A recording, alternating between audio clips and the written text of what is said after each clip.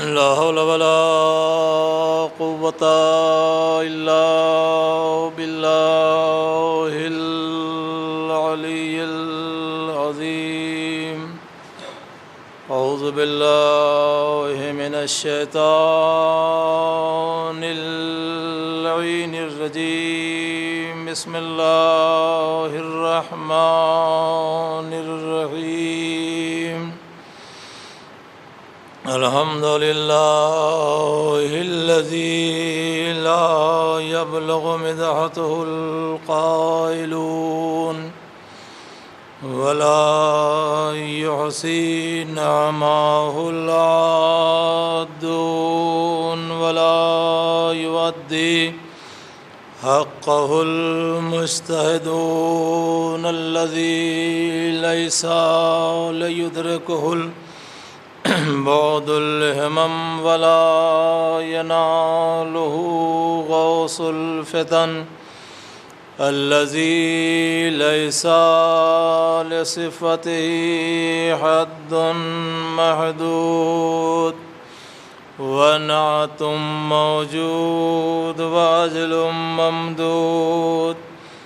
فطر الخلائق بقدرته ونشر الرياح برحمته والصلاة والسلام على النبي الرحمة وإمام الأئمة وسراج الأمة ومولانا بالقاسم محمد وآله الطيبين الطاهرين المعصومين ولعنة الله على أعدائهم أجمعين من الآن إلى قيام يوم الدين. أما بعد فقد قال رسول الله صلى الله عليه وآله وسلم: يا علي أنت وشيعتك هم الفائزون. صلوات.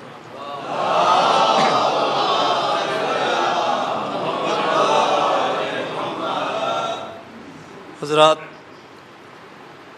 جیسی کہ روایت ہمارے علاقے میں قائم ہے کہ ایسی مجلسیں دو ہوا کرتی ہیں، تو آج کہنے کے لیے دو مجلس ہے اور واقعی ایک ہی مجلس ہے. انشاءاللہ آپ بہترین مجلس، معتبر اور صاحب علم خطیب سے انشاءاللہ آپ معیاری بیان سماعت فرمائیں گے. میں تو آپ کی خدمت میں اس لیے حاضر ہو گیا ہوں تاکہ اس مستحب کے ذریعے سے واجب تک پہنچ جایا جائے.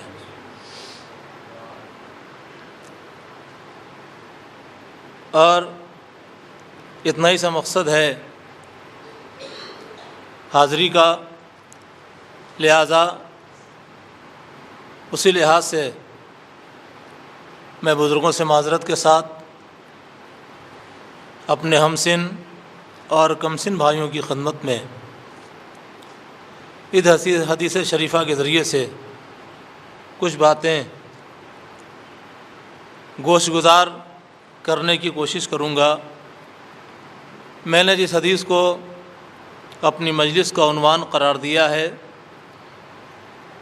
وہ بہت ہی مشہور ہے اور بہت ہی معروف ہے. اتنی معروف اور اتنی مشہور اور اتنی مانوس ہے کہ حدیث تو پڑھی گئی عربی میں، مگر اس کا ترجمہ، اس کا مفہوم اور اس کا مطلب الحمدللہ اس مجلسی مجمع کے ذہن میں مکمل طور پر آ گیا. ارشاد ہو رہا ہے علی تم اور تمہارے چاہنے والے کامیاب ہیں۔ پیغمبر اسلام نے اس حدیث شریفہ کے ذریعے سے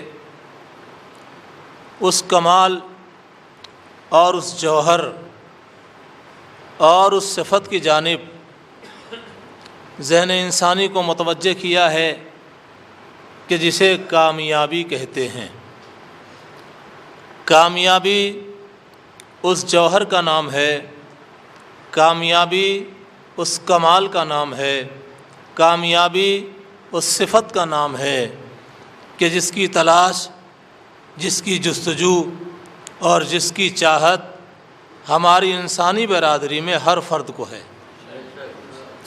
کوئی بھی انسان ایسا نہیں ہے اس کائنات میں جو آپ کو یہ کہتا ہوا ملے کہ نہیں جناب ہم تو ناکام ہی رہنا چاہتے ہیں، ہم تو کامیابی کو نہیں پسند کرتے ہیں۔ ایک سنگل پرسن بھی آپ کو ایسا اس انسانی برادری میں نہیں ملے گا جو کامیابی کا خواہاں نہ ہو، اور کامیابی کی چاہت اور کامیابی کی خواہش اور کامیابی کی تمنا اور آرزو ہمارے اندر اتنی ہوتی ہے کہ ہم حصول کامیابی کے لیے یہ بھی نہیں سوچتے ہیں کہ غلط کرنے جا رہے ہیں یا صحیح کرنے جا رہے ہیں، اس لیے کہ نگاہ میں صرف ایک ہی ٹارگٹ ہوتا ہے کہ کسی طرح سے کامیابی ہمیں مل جائے، چاہے ہم حرام میں ملوث ہو جائیں، چاہے ہم باطل راستوں پر چلے جائیں، چاہے ہم باطل پرستی کرتے نظر آئیں، بس ایک ہی ٹارگٹ اور ایک ہی لکش اور ایک ہی ایم ہوتا ہے کہ ہمیں کسی نہ کسی طرح سے کامیابی مل جائے۔ یقین جانیے اللہ کے نمائندے اس کائنات میں اللہ نے اسی لیے بھیجے ہیں تاکہ وہ آپ کو کامیابی بھی دلائیں اور آپ غلط راستوں پر جانے سے بچ بھی جائیں۔ صلوات در محمد والے محمد۔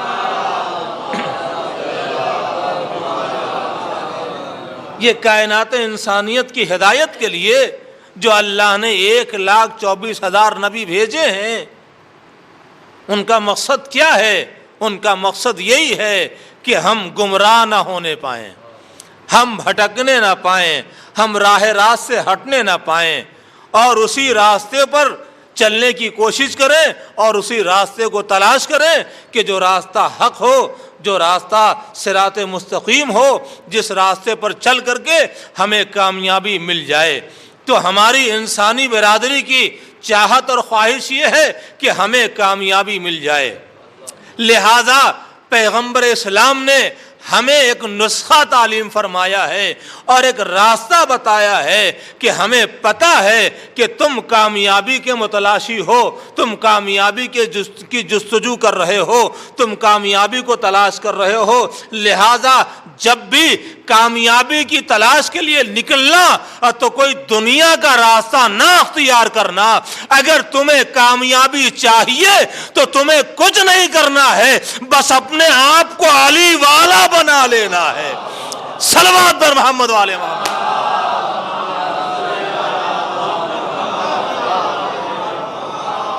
تو عزیزان گرامی، حدیث شریفہ کے ذریعے سے یہ بات طے ہو گئی کہ اگر ہمیں کامیابی چاہیے تو ہمیں اپنے آپ کو علی والا بنانا ہے۔ اس لیے کہ حدیث نے خود مولا کی کامیابی کا بھی اعلان کیا ہے اور مولائیوں کی کامیابی کا بھی اعلان کیا ہے۔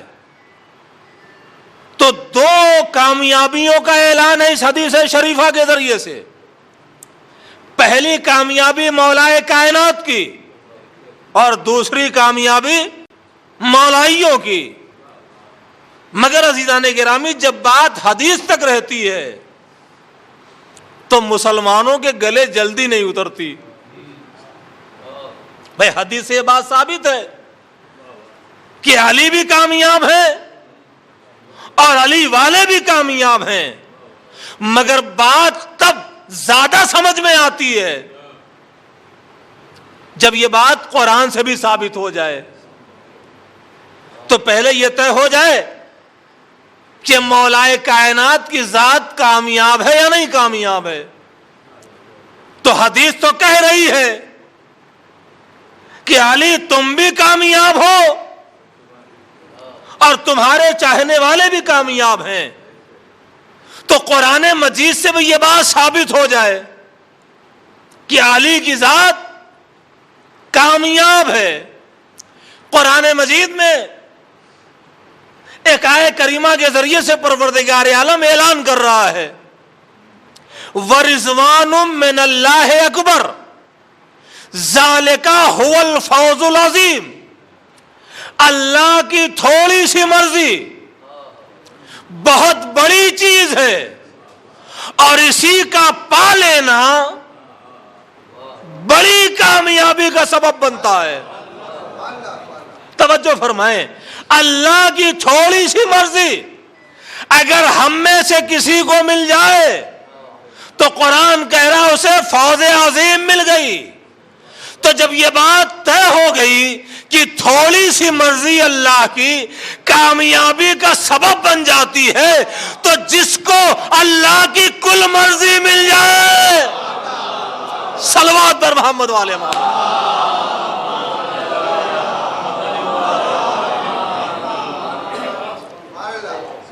جو ایک رات میں کل مرضی رب کا سودا کر لے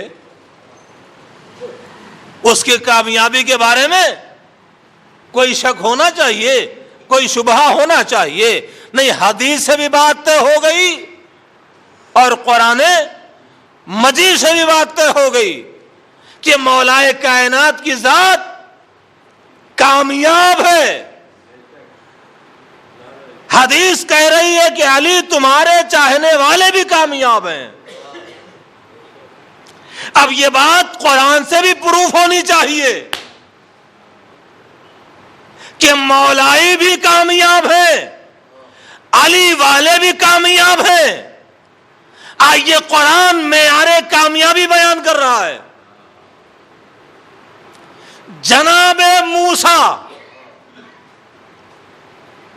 نکلے ہیں فرعون کے شر سے بچنے کے لیے اور اپنے لشکر کے ساتھ تیزی کے ساتھ گزر رہے ہیں. چلتے چلتے دریائے نیل کا ساحل آ گیا, دریائے نیل کا کنارہ آ گیا. جناب موسیٰ رک گئے اور رک کے کہتے ہیں پروردگار آگے بھی خطرہ اور پیچھے بھی خطرہ, دو خطروں کے درمیان اس وقت میں ہوں. بھئی اگر رکا رہ جاتا ہوں تو فرعون کا شکار بن جاؤں گا اور اگر دریا میں قدم بڑھاتا ہوں تو دریا کا شکار ہو جاؤں گا. لہذا آگے بھی خطرہ اور پیچھے بھی خطرہ. آواز قدرت آئی موسیٰ ہم نے تمہیں معجزہ اسی دن کے لیے دیا ہے, لہذا اب اپنے اس معجزے کا استعمال کرو جو تمہارے ہاتھوں میں عصا کی شکل میں موجود ہے. دیکھیے اللہ نے اپنے نمائندوں کو معجزے دیے ہی اس لیے ہیں تاکہ ان معجزات کے ذریعے سے وہ لوگوں کی مشکلات کو آسان کریں اور آسان کر کے دنیا پر یہ بات واضح کریں کہ جو اللہ کا نمائندہ ہوتا ہے وہ ما فوق بشر طاقت رکھتا ہے. اور یہ بات معجزوں کے ذریعے سے دنیا انسانیت کے سامنے آتی رہی ہے. تو معجزہ ہوتا اسی لیے ہے تاکہ لوگوں کی مشکل آسان ہو جائے اور ما فوق بشر طاقت رکھنے والا یہ اللہ کا نمائندہ اس بات کا بھی احساس ہو جائے. اور معجزے کی ایک تاریخ یہ بھی ہے کہ اللہ اپنے نمائندوں کو, اپنے نبیوں کو, اپنے ہادیوں اور رہبروں کو معجزے ویسا ہی دیتا ہے جیسا زمانہ ہوتا ہے. زمانے کے لحاظ سے اللہ معجزے عطا کرتا ہے. سائل نے چھٹے امام حضرت امام جعفر صادق علیہ الصلوۃ والسلام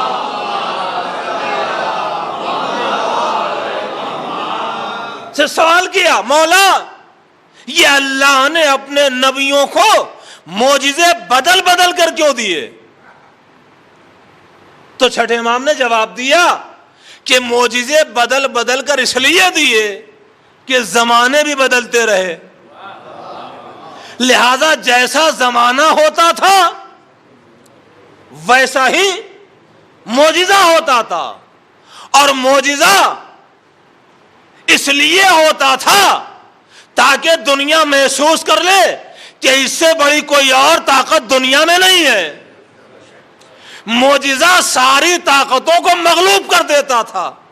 تو اگر آپ متوجہ تو میں جملہ کہوں کہ جب یہ طے ہو گیا کہ جیسا زمانہ ہوتا ہے ویسا ہی معجزہ ملتا ہے، تو لوگ ہم سے یہ نہ کہیں کہ آپ کہتے ہیں کہ ایک آنے والا آئے گا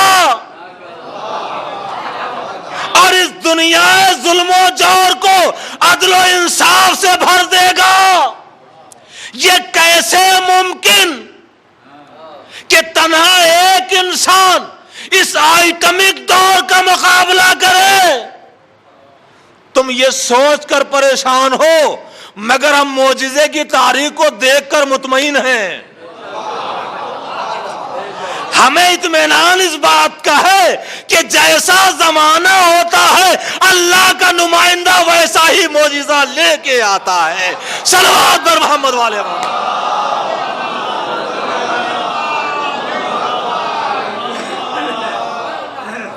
جیسا زمانہ ہوتا ہے ویسا ہی اللہ کا نمائندہ معجزہ لے کر آتا ہے.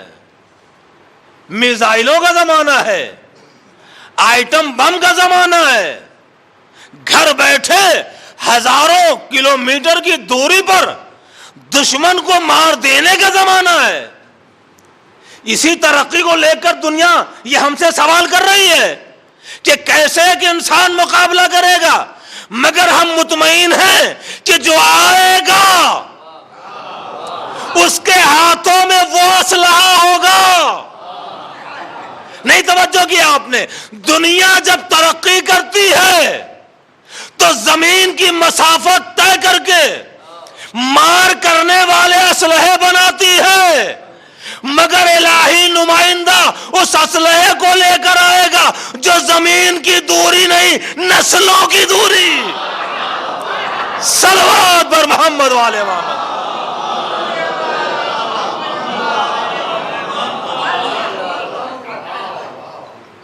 تو جو اسلحہ نسلوں کی دوری طے کر سکتا ہے اسے زمین کی دوری طے کرنے میں کتنی دیر لگے گی؟ اور یہ معجزہ ہوتا ہی اس لیے تاکہ لوگوں کو احساس ہو جائے کہ یہ ماں فوق بشر طاقت رکھتا ہے. تو جناب موسیٰ کہہ رہے ہیں پروردگار اب کیا کریں؟ کا معجزے کا استعمال کرو اور اپنا عصا دریا پر مارو. جملہ ذہن میں رکھیے گا، مولائے کائنات کی کامیابی ثابت ہو گئی قرآن سے بھی حدیث سے بھی، اور اب ثابت ہونا ہے مولائیوں کی کامیابی. پوری تفصیل آپ کی نگاہوں کے سامنے، مجھے پورا واقعہ نہیں بیان کرنا ہے. جناب موسیٰ نے عصا مارا اور عصا سطح دریا پر مارنے کے بعد راستہ بن گیا، اور جناب موسیٰ اپنے لشکر کو لے کر کے دریائے نیل کو پار کر گئے. تعاقب میں فرعون بھی ہے، فرعون بھی موسیٰ کا ہی پیچھا کر رہا ہے، لہذا پیچھا کرتے کرتے وہ بھی اسی ساحل پر پہنچا کہ جس ساحل سے جناب موسیٰ بھی گزرے تھے. جب وہ ساحل پر پہنچتا ہے تو کیا دیکھتا ہے؟ سطح دریا پر راستہ بن کر تیار ہے. اب کوئی چھوٹا موٹا انسان تو تھا نہیں. انا ربکم الاعلی، میں تمہارا بڑا رب ہوں.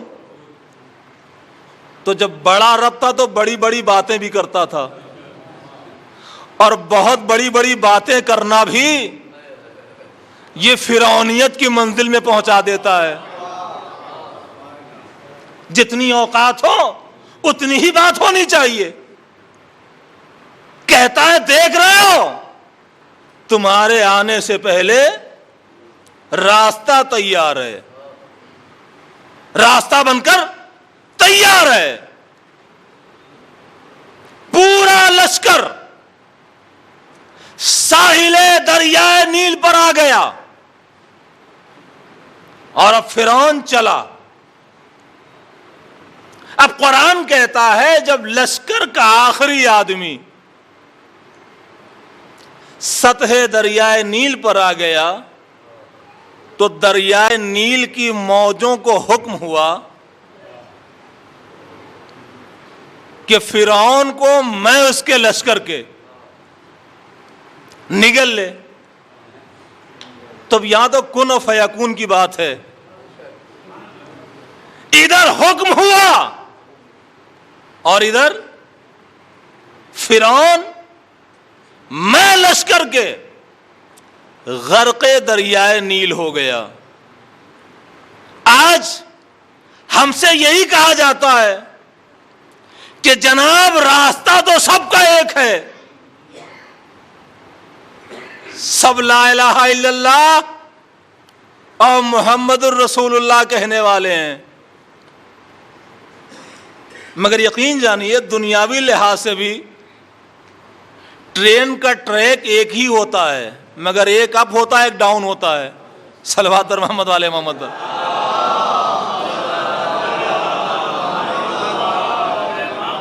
تو ایک راستے میں بھی الگ الگ کیفیتیں ہوتی ہیں. تو ہم سے کہا جاتا راستہ تو سب کا ایک ہے،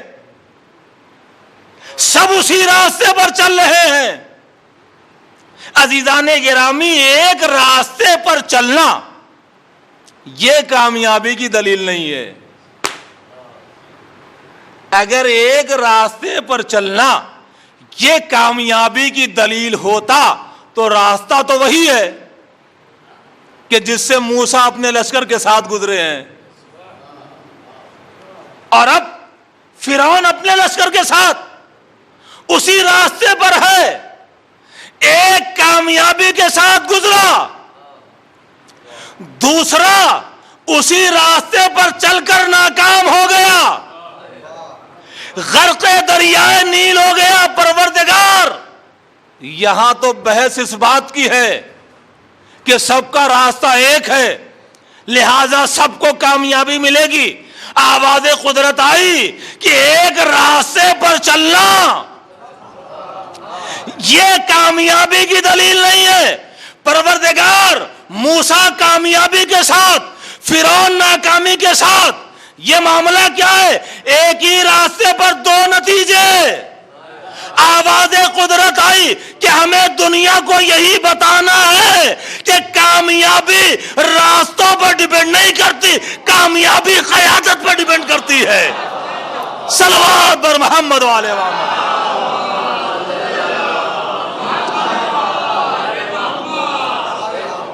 کامیابی لیڈرشپ پر ڈیپینڈ کرتی ہے، کامیابی قائد پر منحصر ہے. گویا قرآن مجید نے یہ بات ثابت کر دی کہ اگر قائد کامیاب تو قیادت کرنے والے بھی کامیاب. تو جب قرآن مجید سے یہ بات طے ہو گئی کہ اگر رہبر کامیاب ہوتا ہے تو راہ رو بھی اپنے آپ کو کامیاب مانتے ہیں. عزیزان گرامی، خدا کا شکر ہے کہ ہم نے اسے اپنا قائد مانا ہے کہ جس قائد کے علاوہ تاریخ قیادت میں تاریخ آدم و عالم میں کسی نے اپنی قیادت کا اعلان ہی نہیں کیا، اپنی کامیابی کا اعلان ہی نہیں کیا۔ فزت برب الکعبہ، یہ مولا صرف اپنی کامیابی کا اعلان نہیں کر رہے ہیں، اپنے چاہنے والوں کی کامیابی کا بھی اعلان کر رہے ہیں۔ صلوات بر محمد والے محمد۔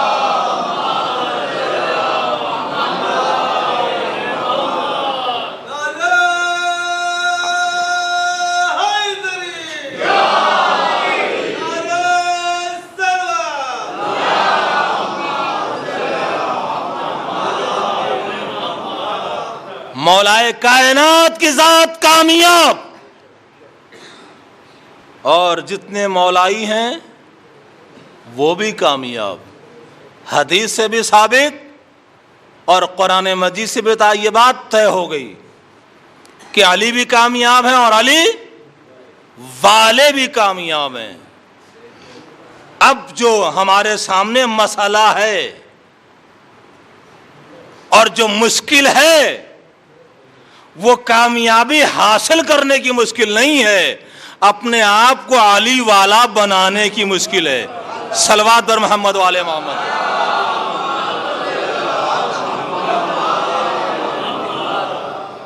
یوں تو سماجی لحاظ سے برادرانہ روایت کے تحت آپ بھی مولائی، ہم بھی مولائی، آپ بھی مومن، ہم بھی مومن، مگر اگر کامیابی چاہیے تو ہمیں واقعی مومن بننا ہے، ہمیں واقعی اپنے آپ کو علی والا بنانا ہے۔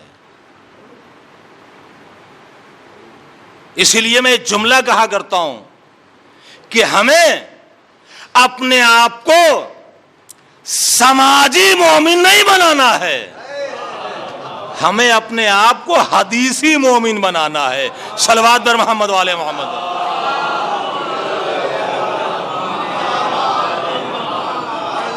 اور حدیثی مومن بننے کے لیے ہمیں سماج کے ٹائٹل کی ضرورت نہیں ہے، بلکہ حدیثی مومن بننے کے لیے ہمیں ان مولائیوں کے کمالات کو، ان مولائیوں کے صفات کو اور ان مولائیوں کی زندگی کو اپنی زندگی میں اتارنا ہے اور برتنا ہے کہ جنہیں خود مولا نے کہا کہ ہاں یہ ہمارا چاہنے والا ہے۔ صلوات بر محمد والے محمد۔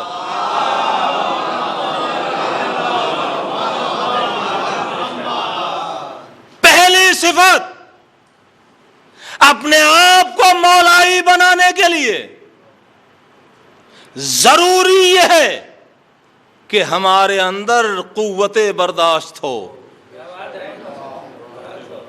آج سارے اختلافات اور سارے فسادات کی جڑ ہمارے اندر برداشت کی چھمتا کا نہ ہونا ہے۔ اگر واقعی ہم علی والوں کی یہ صفت اپنے اندر پیدا کر لیں تو اختلافات وہاں ہوں گے جہاں غیر علی والے ہوں گے، اور جہاں علی والے ہوں گے وہاں اختلافات نہیں ہوں گے۔ تو ہمیں اپنے اندر قوت برداشت پیدا کرنی ہے۔ اب یہ اور بات ہے کہ اگر ہم کسی چیز کو برداشت کر لیتے ہیں تو دنیا ہماری کمزوری سمجھتی ہے، کر بھی کیا کر پاتے۔ صبر کے علاوہ راستہ ہی ان کے پاس کیا تھا؟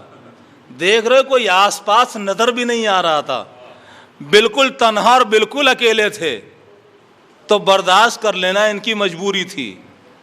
نہیں عزیزان گرامی، اسے مجبوری نہ جانا جائے، بلکہ علی والوں کی صفات میں ایک صفت ہے قوت برداشت۔ میں مثال آپ کے سامنے تاریخ سے پیش کرتا ہوں۔ جناب مالک اشتر جو کمانڈر ان چیف ہیں مولائے کائنات کے لشکر کے، تو کہیں سے کوئی کمزوری کا شائبہ ہے؟ نہیں ہے نا، کوئی کمزوری نہیں ہے یہاں، اس لیے کہ ایسے شجاع اور ایسے بہادر ہیں کہ فاتح خیبر کے لشکر کے کمانڈر ان چیف ہیں۔ اور بہادری اور شجاعت کا عالم یہ ہے کہ مولا سے خود کہتے ہیں کہ جتنے آپ نے کاٹے ہیں اس سے ایک کم ہے، یعنی برابر کی کاٹ بھی ہے۔ یہ اور بات ہے کہ مولا نے مالک کو جواب دیا کہ مالک تم نے یہ تو کہہ دیا کہ ایک کم ہے، مگر تم نے یہ نہیں سوچا کہ علی کی تلوار اس کے سر سے گزر گئی، جس کی نسل میں قیامت تک بھی ایک مومن پیدا ہونے والا تھا، اور تمہاری تلوار جس کی گردن پہ گئی اسے کاٹ گئی۔ تو اس کا مطلب یہ ہے کہ یہ کمزور نہیں ہے، یہ شجاع بھی ہیں، یہ بہادر بھی ہیں، اور یہ پاور میں بھی ہیں، مگر قوت برداشت کتنی ہے۔ جناب مالک بازار سے گزر رہے ہیں، میں بزرگوں سے معذرت کے ساتھ اپنے نوجوان بھائیوں سے ہی باتیں گزارش کر رہا ہوں، جناب مالک بازار سے گزر رہے ہیں، ایک دکاندار نے اپنے دکان کا کوڑا اور کرکٹ اکٹھا کر رکھا ہے، جیسے ہی جناب مالک گزرنے لگے اس نے اٹھا کر کے جناب مالک پر ڈال دیا، بالکل اسی طرح سے جیسے چل رہے تھے ویسے ہی چلتے ہوئے آگے بڑھ گئے۔ دیکھیے ہماری کوئی شان نہیں ہے، مگر ہمیں بھی یہ محسوس ہونے لگتا ہے کہ ہماری شان میں گستاخی کی ہے، ہم سے بدتمیزی کی ہے، جبکہ ہماری کوئی شان نہیں ہے۔ یہ کیسے عظیم شان والے ہیں، یہ کیسے عظیم الشان ہیں، مگر بالکل اسی طرح سے سنجیدگی اور متانت کے ساتھ جناب مالک گزر گئے۔ جب گزر گئے تو پڑوسی دکاندار اس کی حرکتوں کو دیکھ رہا تھا، وہ فوراً اس کے سامنے آیا اور آن کے کہتا کیا تو نے غضب کر دیا؟ کہا کیا ہوا؟ کہا یہ گستاخی تو نے کس کی شان میں کی ہے؟ کہا کوئی پردیسی ہے، کوئی اجنبی ہے۔ وہ دکاندار کہتا یہ کوئی پردیسی و اجنبی نہیں ہے، یہ مولا کے سپہ سالار لشکر مالک اشتر ہیں۔ اتنا بڑا نام تھا یہ کہ سن کر کے یہ دکاندار تھر تھر کانپنے لگا، مگر جو علی والوں کے صفات جانتے ہیں وہ کبھی ان سے مایوس نہیں ہوتے۔ وہ فوراً کہتا ہے گھبراؤ نہیں، پریشان نہ ہو، دوڑ کر کے جاؤ اور مل کر کے معافی تلافی کر لو، بات ختم ہو جائے گی۔ یہ نکلا جناب مالک کی تلاش میں، پتہ یہ چلا کہ مالک مسجد پہنچ چکے ہیں۔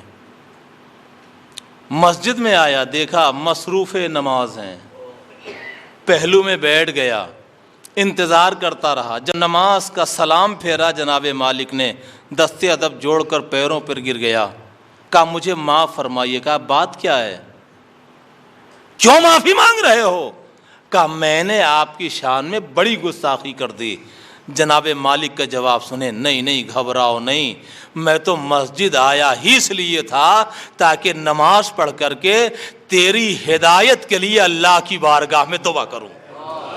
صلوات در محمد والے محمد۔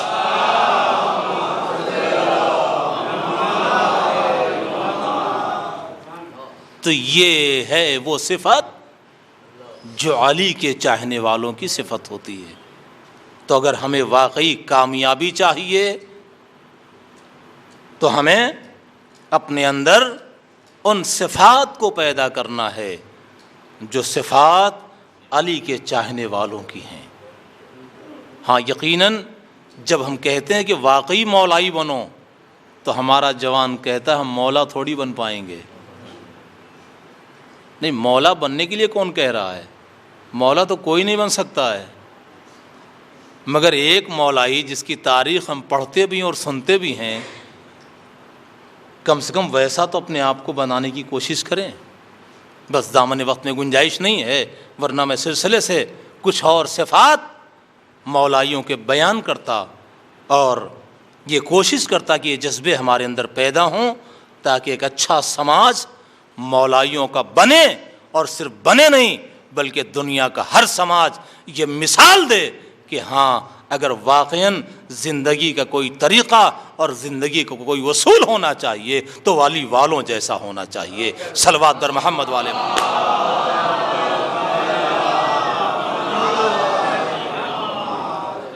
بات یہ نہیں ہے کہ ہم فخر کریں کہ ہمارا مولا ایسا ہے، بات تب ہے جب مولا بھی ہم پر فخر کریں۔ اور اگر واقعاً ایسی بات ہو گئی تو پھر جب تک دنیا باقی رہے گی، دنیا انسانیت ان کرداروں کو سلام کرتی رہے گی۔ ورنہ مظلوم کربلا سید الشہداء حضرت امام حسین علیہ الصلاۃ والسلام نے کیا کہا؟ جیسے مجھے ملے، نہ نانا کو ملے، نہ بابا کو ملے، نہ بھائی کو ملے۔ یہ سب جملے قابل غور ہیں اور تفصیل طلب ہیں۔ نانا کے صحابی جناب سلمان ہیں، جناب ابو ذر ہیں، مولا کے صحابی کمیل ہر میسم ہیں، اور امام کیا کہہ رہے ہیں؟ جیسے مجھے ملے، نہ نانا کو ملے، نہ بابا کو ملے، نہ بھائی کو ملے۔ آپ دیکھیں بہت ساری وجوہات ہیں کہ جن کی بنیاد پر امام حسین نے یہ فقرے کہے۔ ان وجوہات میں ایک وجہ یہ بھی ہے کہ علم و آگہی کی جو منزل اصحاب امام حسین کے اندر تھی، وہ نہ اصحاب پیغمبر کے اندر تھی، نہ اصحاب مولا کائنات کے اندر تھی، نہ اصحاب امام حسن میں تھی۔ نبی کے ساتھ میدان جنگ میں جانے والا کوئی صحابی یہ نہیں جانتا تھا کہ ہمیں جام شہادت نوش کرنا ہوگا یا ہم زندہ واپس آئیں گے۔ مولا کائنات کے ساتھ جانے والا کوئی بھی جانثار یہ نہیں جانتا تھا کہ اسے شہادت ملے گی یا میدان جنگ سے زندہ واپس آئے گا، مگر امام حسین کے ساتھ جانے والا ہر جانثار اس بات کو اچھی طرح سے جانتا تھا کہ ہم جا رہے ہیں، اب ہمیں جام شہادت ہی نوش کرنا ہے۔ مگر اس کے باوجود جذبہ ایثار، جذبہ فداکاری اور جذبہ قربانی کس قدر پایا جاتا ہے کہ شب عاشور چراغ گل کر دیا امام حسین نے، اور یہاں تک کہہ دیا کہ اگر تمہیں شرم آتی ہے اب بھی جانے سے تو بنی ہاشم میں سے ایک ایک کا ہاتھ پکڑو اور یہاں سے نکل جاؤ، تمہیں کوئی کچھ کہنے والا نہیں ہے۔ مگر اللہ اکبر، ایک مرتبہ جانثاروں کی صفوں سے آوازیں آئیں کہ مولا یہ نہ کہیے، بلکہ اگر اجازت ہو تو اپنی گردنیں اپنی تلواروں سے کاٹ لیں۔ ایسے جانثار، ایسے فداکار اصحاب امام حسین ہیں جو میدان کربلا میں اپنی قربانیاں پیش کر رہے ہیں۔ ہاں، انہی جانثاروں میں ایک جانثار ایسا ہے کہ جسے جناب مسلم ابن اوسجہ کہتے ہیں، جنہیں جناب مسلم ابن اوسجہ کہتے ہیں۔ کیسے کیسے جانثار، کیسے کیسے فداکار ہیں۔ جناب مسلم کے لیے ملتا ہے کہ جب میدان کربلا میں پشت فرس سے زمین کربلا پر آئے تو آقا کو آخری سلام کیا، اور اس آخری سلام پر امام حسین مقتل کربلا کی جانب چلے۔ ابھی حسین تنہا نہیں ہیں، حسین کے ساتھ علی اکبر بھی ہیں، حسین کے ساتھ عباس بھی ہیں، حسین کے ساتھ حبیب ابن مظاہر بھی ہیں۔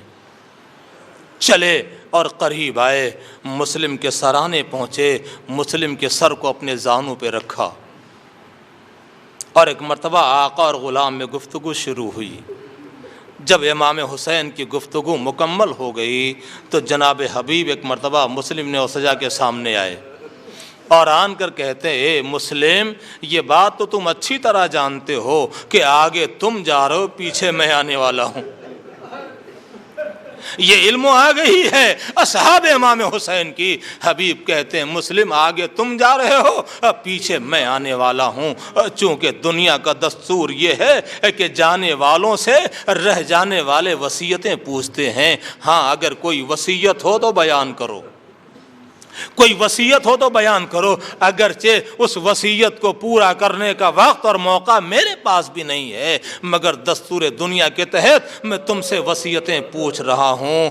ہاں عزیزو، جب میں اس روایت کو پڑھتا ہوں تو اس منزل پر آنے کے بعد بات ذہن میں یہی آتی ہے کہ جب حبیب نے مسلم سے وصیت پوچھی ہوگی تو مسلم نے سجا نے یہی کہا ہوگا کہ حبیب ہمارے بعد ہمارے بچوں کا خیال رکھنا، ہماری زوجہ کا خیال رکھنا، ہمارے گھر والوں کو خیال رکھنا۔ مگر عجب تاریخ کربلا کہتی ہے جیسے ہی حبیب نے یہ وصیت پوچھی، مسلم نے اور سجا کے ہاتھوں کو حرکت ہوئی، انگلیوں سے امام حسین کی طرف اشارہ کیا، آواز دی یا حبیب اسی کا بہذا الرجل، اے حبیب کوئی اور وصیت نہیں ہے جب تک زندہ رہ لو آقا حسین کا خیال رکھنا۔ یہ اصحاب امام حسین تھے کہ جس پر امام حسین نے فخر کیا ہے۔ ہاں یہی نہیں بلکہ وہ مستورات، وہ خواتین بھی جو اس لشکر میں شامل تھیں، ان کے اندر بھی یہی جذبہ ایثار پایا جاتا ہے۔ چنانچہ تاریخ کہتی ہے کہ ابھی امام حسین مسلم کا ماتم کری رہے تھے، ایک ایسی اثنا میں دیکھا ایک چھوٹا سا بچہ خیمہ گاہ سے نکلا اور تیزی کے ساتھ مقتل کربلا کی جانب جانے لگا۔ عالم یہ ہے کہ کمر میں تلوار بندھی ہوئی ہے، زمین پر خط دیتی ہوئی جا رہی ہے۔ جناب حبیب سے امام حسین کہتے حبیب آگے بڑھو، اس بچے کو روکو، ایسا نہ ہو کہ یہ دشمن کی تیر کا نشانہ بن جائے۔ حبیب آگے بڑھے، اس بچے کو آغوش میں اٹھایا، لے کر امام حسین کی خدمت میں آئے۔ امام حسین کہتے بیٹا کس کے نور نظر ہو، کس کی یادگار ہو، کس کے لخت جگر ہو؟ امام حسین سوال کرتے جا رہے ہیں۔ وہ بچہ کبھی سامنے رکھی ہوئی میت کو دیکھتا ہے، کبھی آقا کے چہرے کو دیکھتا ہے، کبھی میت کو دیکھتا ہے، کبھی آقا کے چہرے کو دیکھتا ہے۔ جب کئی مرتبہ امام حسین نے پوچھا تو ایک مرتبہ بچہ تڑپ کے کہتا آقا یہ جس کا لاشا ہے اسی مسلم کا یتیم ہوں۔ امام حسین نے سینے سے لگایا، اے بیٹا خیمے میں واپس جاؤ، تمہاری ماں کے لیے تمہارے باپ کا غم کافی ہے۔ وہ بچہ تڑپ کے کہتا آقا ارے خیمے میں کیسے جاؤں، ماں نے ہی لباس جنگ سے مجھے آراستہ کر کے مقتل کربلا کی جانب بھیجا ہے۔ اللہ اللہ، یہ جذبہ نصرت تھا جو اصحاب امام حسین میں پایا جاتا تھا۔ الا لعنۃ اللہ علی القوم الظالمین، سیعلم الذین ظلموا قلب ای منقلب ینقلبون۔ آپ حضرات سے گزارش ہے ایک بار اور سورہ ہم 3 مرتبہ سورہ اخلاص پڑھ کر کے صغیر مہدی مرحوم ابن خادم حسین مرحوم کی روح کو ارسال فرما دیں۔ بسم اللہ۔